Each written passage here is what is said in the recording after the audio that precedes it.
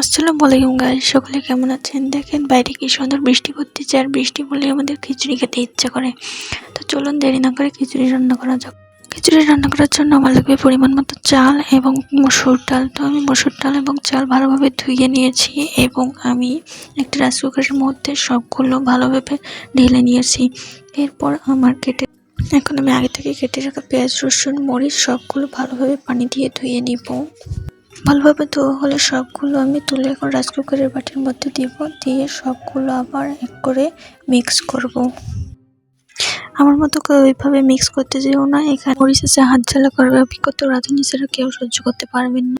তো এখন আমার বাকি যা দেওয়ার আমি সব কিছু দিব। তো প্রথমে আমি লবণ দিব পরিমাণ মতো, কেউ পর আমার থেকে বেশিও দিও না কমও দিও না, তোমরা যা যেমন খাও ঠিক তেমন দিব। এরপর আমি হলুদ, মশলা, তেল, পরিমাণ মতো লবণ সব কিছু দেওয়া হয়ে গেলে একটুখানি আমি বুট এবং কলিজা ভুনা করা ছিল তাই একটু আমি দিব।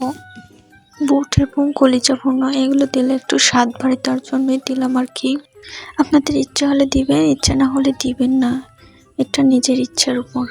আর যদি দেন তাহলে পরিমাণ মতো দিবেন, বেশি দিলেও ভালো লাগবে না, কম দিলেও ভালো লাগবে না, মাঝারি দিবেন। এখন আমি সবগুলোকে একটি হাতার সাহায্যে ভালো করে মিক্স করে নেব। মিক্স করা হয়ে গেলে ভালো করে তারপর আমি পরিমাণ মতো পানি দিয়ে দিব। তো আমার মিক্স করা হয়ে গেছে, এখন আমি পানি দিয়ে দিব। মা বলছে পরিমাণ মতো পানি দিতে, কিন্তু আমি পরিমাণের বেশি পানি দিয়ে ফেলছি, ভাগ্যিস দেখেনি। পরিমাণ মতো পানি দেওয়া হয়ে গেছে, এখন আমি ঢাকনা দিয়ে রাইস কুকারের লাইনটা দিয়ে দিব। কিছুক্ষণ পর দেখি ঢাকনা খুলে কি সুন্দর ধোঁয়া উঠতেছে, কিন্তু আকালি মরিচ, পেঁয়াজ সবগুলো উপরে ভেসে আছে। তার জন্য আমি একটা হাতা নিয়ে সবগুলো নেড়েচেড়ে ঢাকা দিয়ে দিব। আবার আমি কিছুক্ষণ পর ঢাকনা খুলে দেখি আমার বিরিয়ানি রেডি হয়ে গেছে, এখন শুধু খাওয়ার পালা। তো আমি গরম গরম প্লেটে নিয়ে আপনাদেরকে একটু নেড়েচেড়ে দেখাই।